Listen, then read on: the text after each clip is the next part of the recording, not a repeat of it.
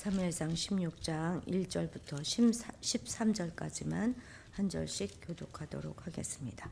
사무엘상 16장 1절부터 13절까지입니다. 제가 먼저 읽겠습니다. 여호와께서 사무엘에게 이르시되 내가 이미 사울을 버려 이스라엘 왕이 되지 못하게 하였거늘 내가 그를 위하여 언제까지 슬퍼하겠느냐. 너는 뿔에 기름을 채워 가지고 가라. 내가 너를 베들레헴 사람 이새에게로 보내리니 이는 내가 그의 아들 중에서 한 왕을 보았음이니라 하시는지라. 사무엘이 이르되 내가 어찌 갈 수 있으리까. 사울이 들으면 나를 죽이리이다 하니 여호와께서 이르시되 너는 암송아지를 끌고 가서 말하기를 내가 여호와께 제사를 드리러 왔다 하고 이새를 제사에 청하라. 내가 네게 행할 일을 가르치리니 내가 네게 알게 하는 자에게 나를 위하여 기름을 부을지니라.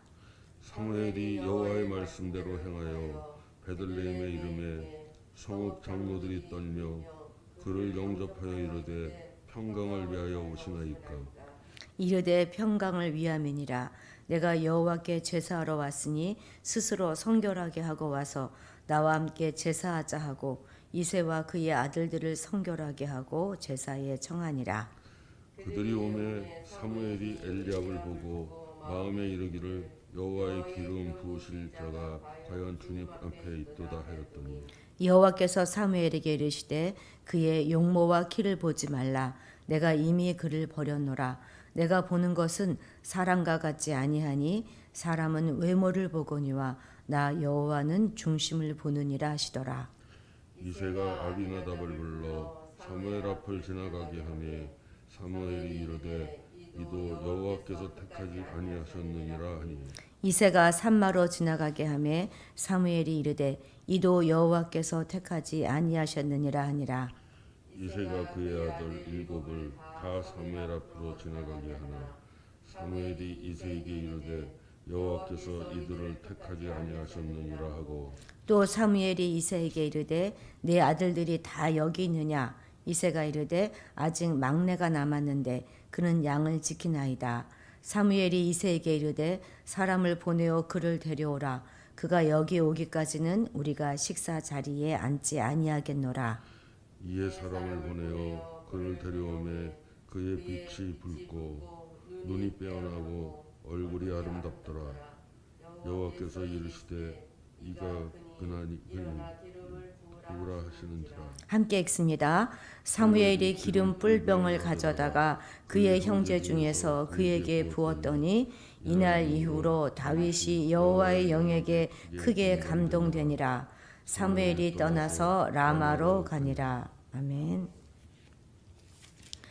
사무엘은 여호와의 명을 받아서 다윗에게 기름을 부었습니다. 사무엘은 사울 왕이 이 사실을 알면 자신을 죽일 것이라고 두려워하였죠. 왜냐하면 새로운 왕을 세우는 일은 지금 현재의 왕인 사울을 향한 반역을 의미하기 때문이죠. 그러자 여호와께서는 사무엘에게 적절한 계략을 알려주시면서 사무엘의 용기를 북돋아 주셨습니다. 사무엘은 제사를 핑계로 이새의 가족을 초청하였고 장자인 엘리압부터 자기 앞으로 지나가게 하였습니다. 엘리압은 용모와 신장이 아주 돋보였던 사울과 비슷한 종류의 사람이었지만 하나님은 그를 택하지 않으셨을 뿐만 아니라 그 외에 다른 6명의 아들도 택함을 받지 못하였습니다. 사람은 외모를 보거니와 여호와는 중심을 보시기 때문이지요. 사무엘조차 판단력이 흐려지는 것을 보면 대부분의 인간이 중심보다 외모를 먼저 보는 것은 어쩔 수 없는 일인 것 같습니다. 여기서 중심이라고 하는 것은 무엇을 말해요? 사람들이 볼 수 없는 그런 요소들, 그러니까 하나님이 보시는 그 사람의 영적인 태도를 말할 것입니다.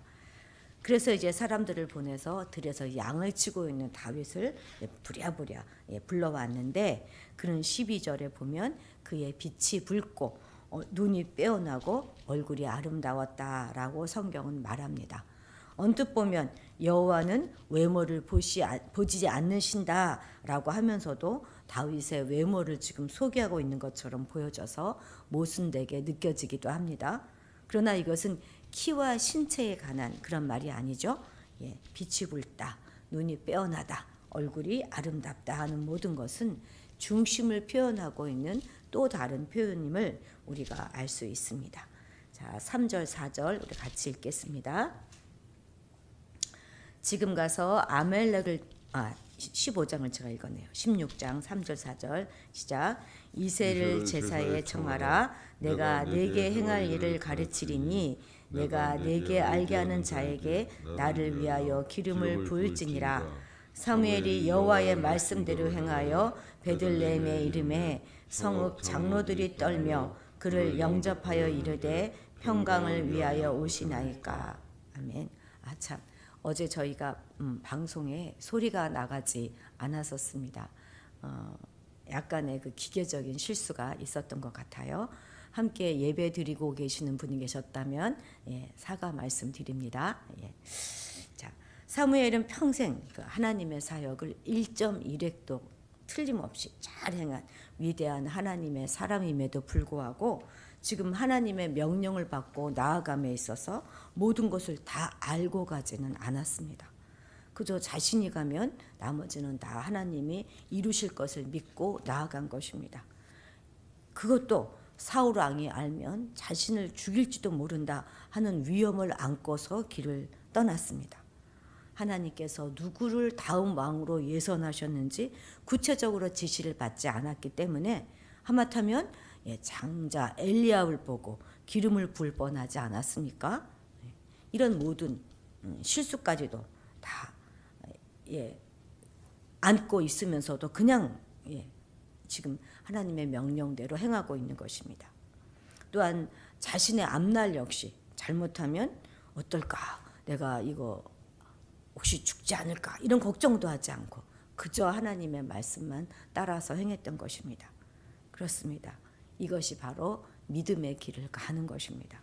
우리가 걸어가는 믿음의 길은 다 알고 걸어가는 것이 아니라는 것입니다. 이것은 누구에게나 다 공통적인 일이지요.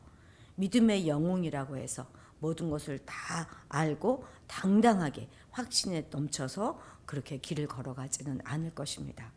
노아를 보십시오. 성경은 그가 아직 보지 못하는 일에 경고하심을 받아서 경외함으로 방주를 지었다 이렇게 기록합니다. 하나님으로부터 홍수 심판에 대한 예고를 듣고 무려 120년 동안이나 긴 세월을 방주를 지었습니다.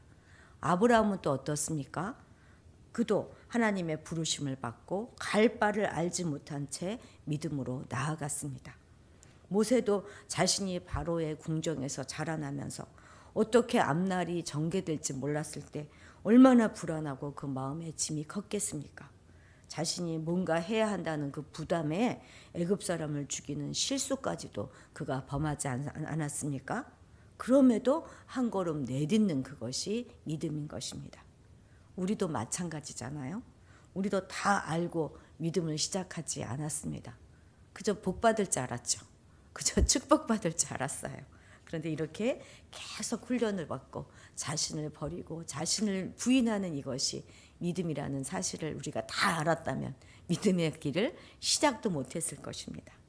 그렇습니다. 잘 모르지만 그저 하나님의 응답에 한 걸음씩 그냥 응답하여 가는 거, 그것이 바로 믿음인 것입니다. 하나님께서 말씀하셨기 때문에 하나님께서 선한 길로 인도하실 것이고 또 하나님께서 이루어 하실 것이다 하는 것, 그것을 알고 나아가는 것이 믿음입니다. 우리가 눈에 보이는 거, 확실한 거, 그것을 보고 나아간다면 우리 그것을 어떻게 믿음이라고 할 수 있겠습니까? 다 아는데, 다 보이는데 우리가 믿음이 뭐가 필요하겠어요? 믿음이란 인간의 이성으로서는 도무지 알 수 없는 불확실성을 전제로 하고 있는 것입니다. 하나님을 유일한 참된 신으로 믿고 계신다면 당장 눈앞에 보이는 것이 없다고, 잡히는 것이 없다고 한탄해하거나 걱정하지 마시기 바랍니다. 불안해하실 필요도 없어요. 그리고 너무 모든 것을 다 알려고 하시지도 마시기 바랍니다. 하나님은 모든 것을 합력하여 선을 이루시는 분이심을 믿으십시오. 과정에 있어서 우리가 모르는 것이 너무 많지요. 그런데 모르는 게 더 좋지 않습니까? 우리는 겁쟁이고 그리고 능력도 별로 없는데 알면 뭐 하겠습니까? 이해할 수 없는 일이 많이 벌어진다고 하더라도 결국은 그 결과는 항상 잘 될 것입니다. 좋을 것입니다. 그냥 오늘 하루를 말씀으로 살아가는 것, 그것이 바로 믿음의 삶입니다. 13절 함께 읽겠습니다. 사무엘이 기름 뿔병을 가져다가 그의 형제 중에서 그에게 부었더니 그날 이후로 다윗이 여호와의 영에게 크게 감동되니라. 사무엘이 떠나서 라마로 가니라. 아멘. 사무엘은 자기에게 부여된 사명을 다 한 후에는 더 지체하지 않고 베들레헴을 떠나서 자기 집에 있는 라마로 돌아갔습니다. 베들레헴에 와서 사무엘이 한 일이 무엇입니까? 다음 이스라엘 왕에게 기름을 붓는 일이었잖아요. 그런데 지금 사울 왕은 시퍼렇게 살아있어요. 그럼 이후의 일이 어떻게 될지 지금 사무엘이 궁금하지 않았을까요? 정말 이 어린 다윗이 왕위에 오를 수 있을지, 자신이 어떻게 하든지 이 좀 다윗을 도와줘야 되지 않을까? 이런 생각을 하지 않았을까요? 그리고 돌아가면 나는 과연 안전할 수 있을까? 여러 가지 생각이 복잡할 수도 있었을 것입니다. 또 만약 저라면 살짝 다윗의 아버지 이새에게 좀 생색도 내면서 대접도 받고 그리고 한 며칠 머물러 있고 싶지 않았을까 하는 생각도 해보았습니다. 그런데 사무엘은 자신의 할 일을 다 한 후에 미련도 없이 그 자리를 떠나갔습니다. 책임감이 없어서 그랬어요? 아닐 것입니다. 이후의 모든 일은 하나님이 지시한 바도 없고 또 하나님께서 이루어 가실 것임을 그가 믿었기 때문입니다. 자신의 역할은 딱 거기까지라는 것을 알았기 때문입니다. 이것은 우리에게 하나님의 일을 함에 있어서 어느 정도의 선이 있다 하는 것을 지금 알려주고 있는 것입니다. 그러니까 하나님의 일은 우리가 처음부터 끝까지 다 책임지는 것이 아니라 그저 우리는 도구이기 때문에 하나님께서 명령하신 그것까지만 그리고 맡겨주신 것까지만 충성하고 이후의 결과는 모두 하나님께 맡기는 것입니다. 하나님의 일을 하는 데 있어서 지나친 열심은 오히려 잘못입니다. 모자란 것도 문제지만 넘치는 것도 더 큰 문제를 불러일으킬 수 있습니다. 쟁기는 밭가는 본연의 임무만 하면 되는 것이지 쟁기이면서 밭 가는 것부터 시작해서 씨가 결실을 하여서 추수 맞는 것까지 막 걱정하고 참견하려고 한다면 어떡하겠습니까? 이것은 월권이고 오히려 혼란만 가중시키는 것이 될 것입니다. 바울 사도는 고린도전서에서 나는 심었고 아볼로는 물을 주었을 때 오직 하나님은 자라게 하였나니 라고 말하고 있지 않습니까? 이렇게 바울은 자기가 도구로서 자신이 해야 할 일이 어디까지인지 잘 알고 있었습니다. 때문에 바울은 사람들이 자기를 알아주지 않아도 또 자기가 가는 곳에서 복음을 받아들이지 않고 핍박을 할지라도 실망치 않고 모든 영광을 하나님께 돌려드릴 수 있었습니다. 내가 해야 할 것에 책임을 다하고 그의 모든 것을 하나님께 맡기는 사람은 늘 하나님의 주권을 인정하기 때문에 바울처럼 겸손할 수 있습니다. 그러나 자기에게 주어진 책임을 넘어서서 모든 것을 다 간섭하려고 하고 모든 것을 다 참견하려고 하고 모든 것을 주관하려고 하는 사람은 자신이 도구라는 사실을 잊어버리고 교만해지기 쉽습니다. 그저 오늘도 우리는 딱 우리에게 주어진 그 일에만 최선을 다합시다. 지나친 관심과 열정은 정말 주의를 시끄럽게 만듭니다. 딱 하나님께서 허락하신 만큼만 걸어가는 그런 여러분들이 되시기를 바랍니다. 또 그런 하루가 되기를 주님의 이름으로 축원합니다. 기도하시겠습니다. 하나님 아버지, 우리가 우리의 주제를 잘 파악하여 부족하지도 넘치지도 않게 하옵소서. 딱 하나님께서 허락하신 그만큼만 나아감으로 하나님의 주권을 인정하고 높여드리는 사람이 되기를 원합니다. 우리가 해야 할 모든 책임을 다하고 그 위에 모든 것은 하나님께 맡기는 그런 겸손한 사람 되게 하옵소서. 절대 우리의 넘치는 열정으로 주위를 시끄럽게 하는 일이 발생하지 않도록 우리를 더욱 겸손하게 하여 주시옵소서. 하나님, 우리의 내일이 불투명하고 손에 잡히지 않고 눈앞에 보이는 것이 없다고 불안해하거나 낙심하거나 안달하지 않도록 도와주시옵소서. 이 작은 머리로 모든 것을 다 알려고 애쓰지도 말게 하여 주셔서 그저 오늘 하루 충실히 말씀대로 살아가게 하옵소서. 우리가 알아야 할 것은 우리의 미래가 아니라 오직 하나님께서 우리의 삶을 주관하시고 마침내 선하게 인도하실 것이라는 바로 그 사실입니다. 하나님께 초점을 맞추고 겸손하게 살아가는 우리가 되게 도와주시옵소서. 감사드리며 예수님의 이름으로 기도드렸습니다. 아멘.